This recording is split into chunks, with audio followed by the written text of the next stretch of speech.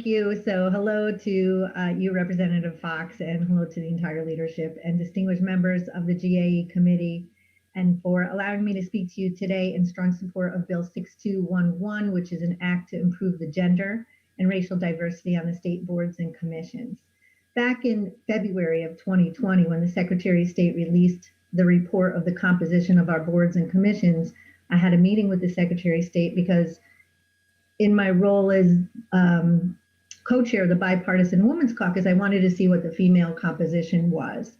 And when I looked at that report, women were clearly unrepresented on the boards and commissions, but also the lack of racial diversity on the boards was striking as well. And I'm going to give you a few examples of some of our boards and commissions that only have males, only have white males on them.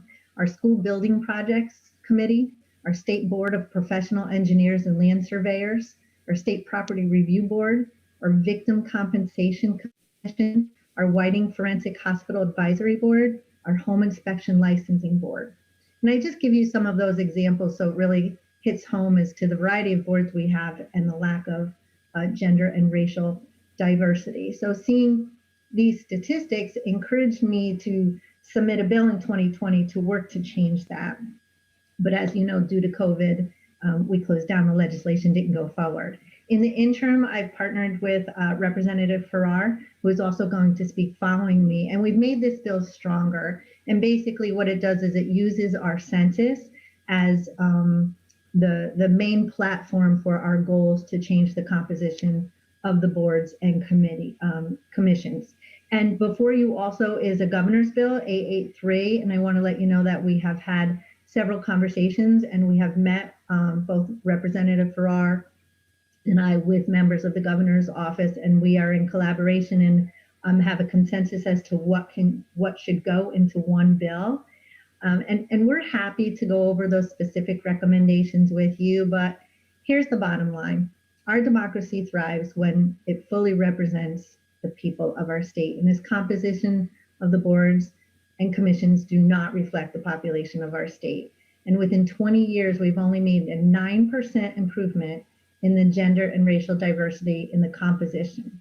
And that progress is too slow, and it is unacceptable for a state as diverse as we are.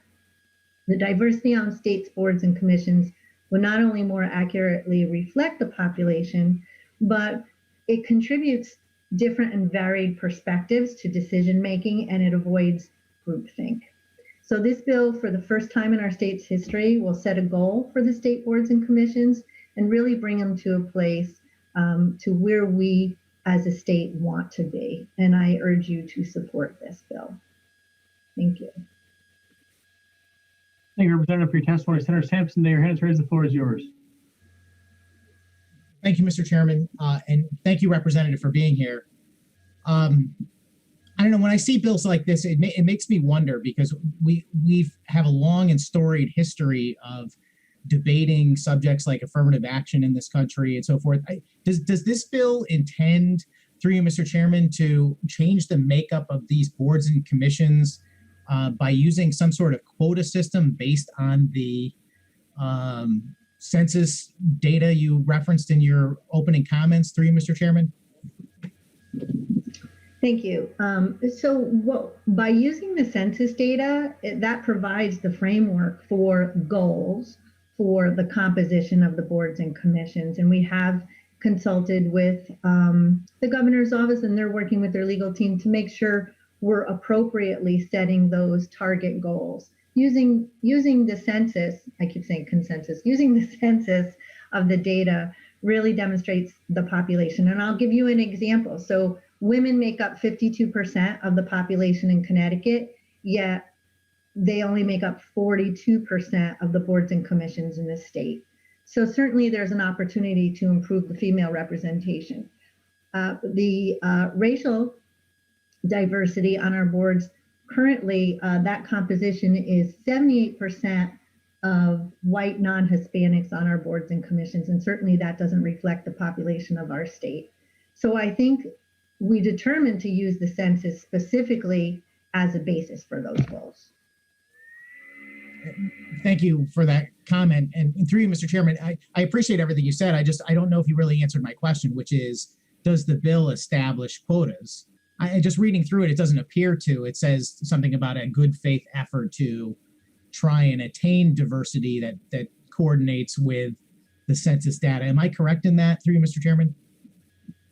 I think, yes. So I think what we established is you cannot identify quotas, but you can use the census as your goal. Does that help? Yes, I appreciate that. Just for a point of clarification, do you know the reason why, Mr. Chairman, why we don't use quotas? Why we don't use quotas for gender or racial? Why we haven't in the past? I can't answer why we haven't done that in the past. All I could answer is going forward what we should use as a target to attain a better composition. Right. Yeah. It sounds to me like the emphasis is on racial diversity, gender diversity, more than it is on hiring the most competent person for that role. And that concerns me. Because that would mean that someone is going to be chosen because of their race rather than their qualifications. Could that happen under this bill, through you, Mr. Chairman? No, I want to clarify that. In our bill, we specifically say qualified and diversity in gender and racial composition. And we actually, as part of the bill, talk about outreach and educational steps to reach populations.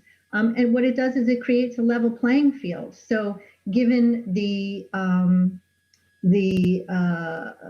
eligibility based on talent and experience, making sure there's a level playing field for all populations, and that we're reaching out to groups that could represent different ethnicities, different races, and different genders. Thank you for that answer also. And I appreciate your comments, although I don't think they align with the bill. I think the bill does the exact opposite of creating a level playing field, respectfully. I think the bill is intended to make race and gender diversity a more prominent decision-making factor than the quality of the applicant. And that's a concern of mine. And, there's a tremendous focus in politics these days on the term equity and racial diversity and so forth. And look, the best solution is to remember that every person is an individual, and that discrimination is not only wrong and immoral, but it's also unconstitutional, and we have laws against it.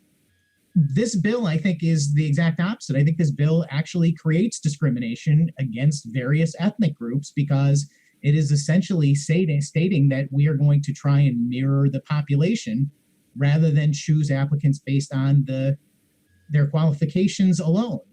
What do you have to say to that, Representative? I would say that we'll respectfully have to disagree. By creating a level playing field, I think if you have an opening on a board or a commission and there's, let's say there's a male and a female that are equally qualified and it's an all-male board, then I think you should consider the female, because I think you should have diverse perspectives, whether it's gender or racial. I think given the experience and the qualifications, if they're equal, then yes, you should look to select the person as long as they're qualified. This bill does not say pick somebody solely on their gender or solely on their race. It's saying that if the person is qualified and there is an opening and you want to have diversity on this board, that you should strongly consider this person. Yeah, no, I can appreciate that. And again, I agree with that set of circumstances, but I think that is the law. And that currently the way our boards and commissions are is based on the applicants that apply are measured based on their qualifications, and they are chosen. You made a comment in your opening remarks objecting the fact that so many boards and commissions are made up of high percentages of white males. Forgive me, but that's a racist comment. Mm. If you had made that comment about any other ethnic group, yeah, no, it would be unacceptable. And I just like to point out, racism, even in the quest for so-called equity, is still racism. I really want to think that there's a better solution to this, which is to remember that we have worked very, very hard to in this country to write laws that eliminate racism by ending discrimination and ensuring that we are all protected equally under the law. And this proposal aims to undo that by creating a set of circumstances where we are pitting races against one another and genders once against one another for the purpose of benefiting one more than another. And you cannot stand before the committee or anywhere and tell us that you're trying to end racism by imposing a bill that increases racism. And I just wanted that on the record. Thank you very much, Madam Chairman. Thank you. And Representative Fox, if I could respond to that by pointing out those committees, I was trying to demonstrate the lack of gender and racial diversity on some of the boards and commissions. If there was an all-female board, I probably would have outlined that as well. I think we need to have decision makers in key roles that bring diverse perspectives to that decision making. So by pointing out those commissions, I was not being discriminatory or sexist. What I was trying to demonstrate is we have boards and commissions that do not have gender or racial diversity on them. And I think given the experience and the qualifications of those who are being considered for those boards and commissions, that we should consider gender and racial diversity as well, so that there's different perspectives when it comes time to the decision making. I appreciate that, except through you, Mr. Chairman, is the representative suggesting that the boards and commissions that are currently made up of mostly white males are that way because of discrimination? No, I'm not suggesting that. I'm not saying those members are not qualified. That's not what I'm suggesting. What I'm suggesting is that when you have more diverse composition on a board and commission, you have a more diverse perspective and background when it comes to making decisions as a board and commission.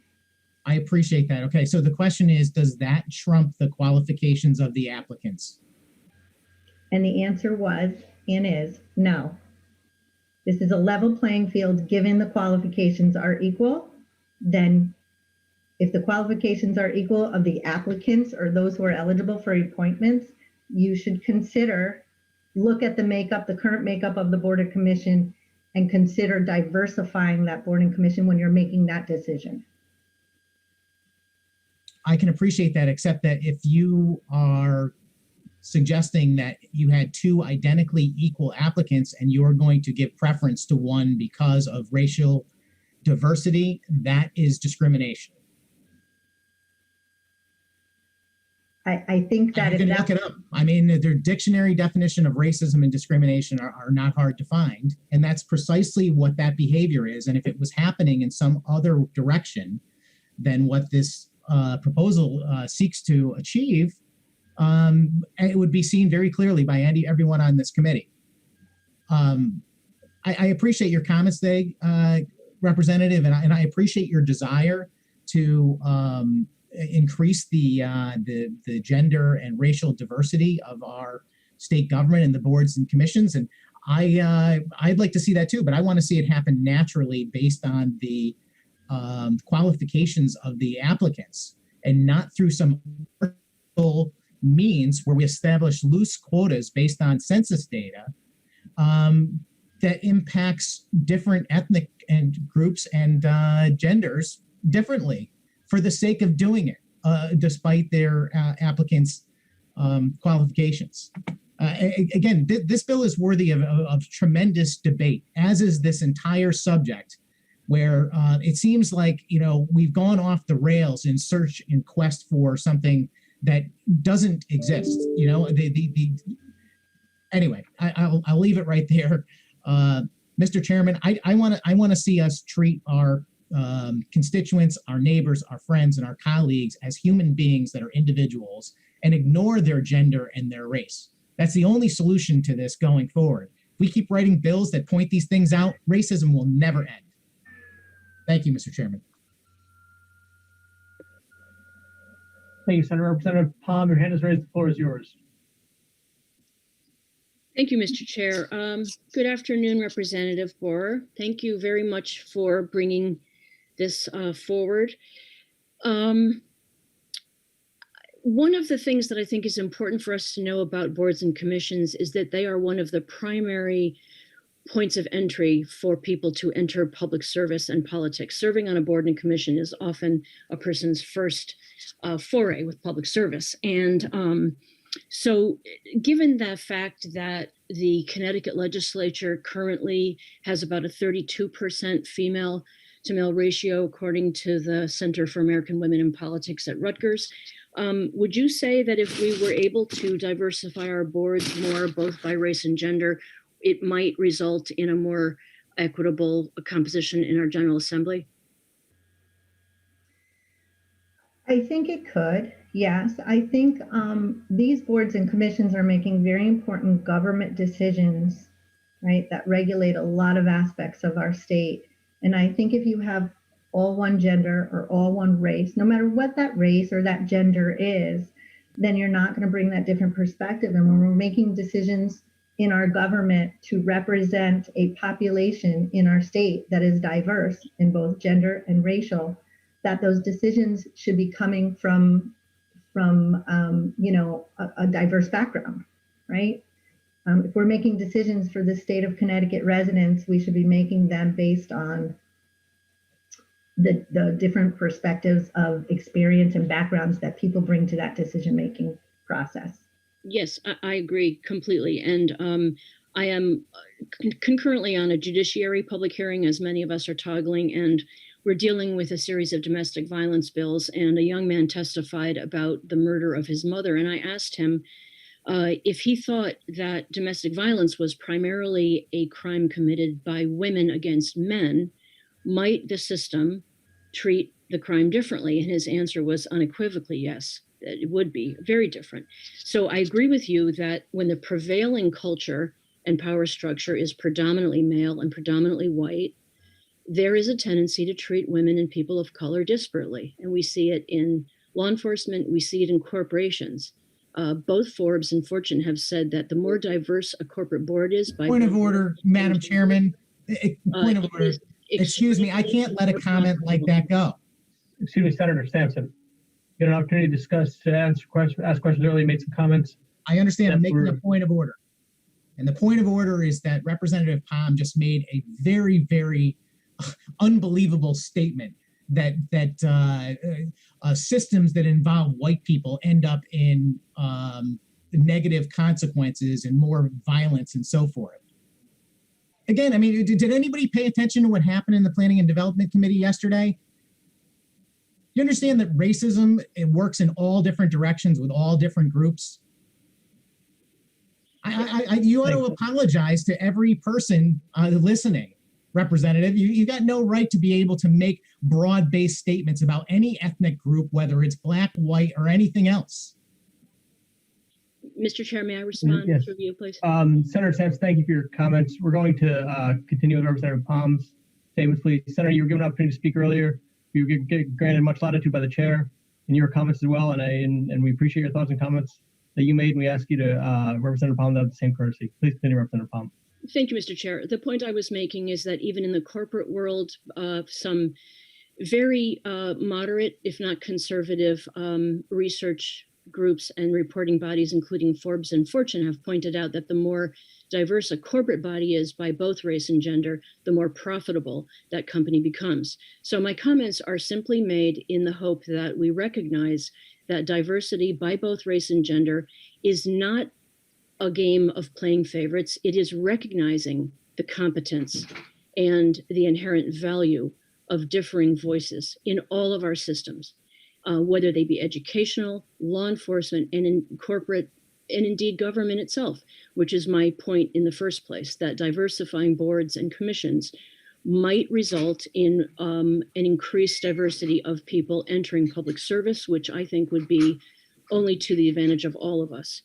And so I thank you, Representative Borer, for bringing this up. And I would say that I think it's important, it behooves all of us to think about who makes the laws, who makes the rules that govern all of our lives. And I agree that it should be more representative of those lives that are being governed. Thank you very much.